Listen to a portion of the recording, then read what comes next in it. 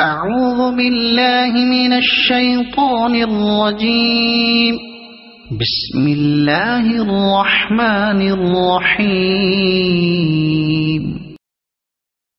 حدثنا عبد الله بن يوسف قال أخبرنا مالك عن هشام بن عروة عن أبيه عن عائشة أم المؤمنين رضي الله عنها أن الحارث بن هشام رضي الله عنه سأل رسول الله صلى الله عليه وسلم فقال: يا رسول الله، كيف يأتيك الوحي؟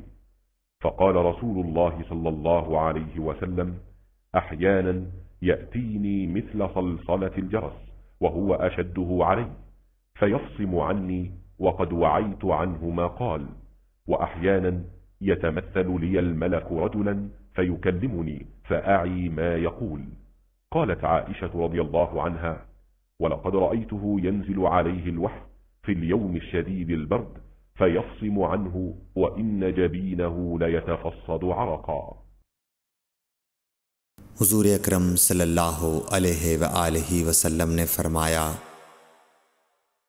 کہ وحی نازل ہوتے وقت کبھی مجھ کو گھنٹی کی سی آواز محسوس ہوتی ہے، اور وحی کی یہ کیفیت مجھ پر بہت شاق گزرتی ہے۔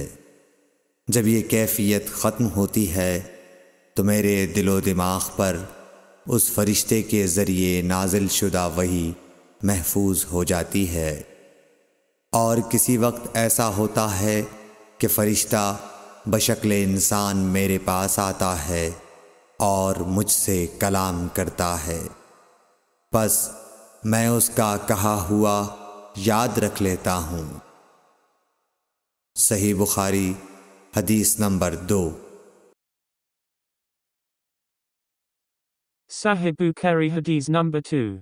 Narrated Aisha, the mother of the faithful believers, Al-Harith bin Hisham asked Allah's Apostle, O Allah's Apostle, how is the divine inspiration revealed to you? Allah's Apostle replied, sometimes it is revealed, like the ringing of a bell. This form of inspiration is the hardest of all, and then this state passes off after I have grasped what is inspired. Sometimes the angel comes in the form of a man and talks to me, and I grasp whatever he says. Aisha added, verily I saw the Prophet being inspired divinely on a very cold day and noticed the sweat dropping from his forehead as the inspiration was over. Please subscribe this channel and press bell icon for receiving more videos like this.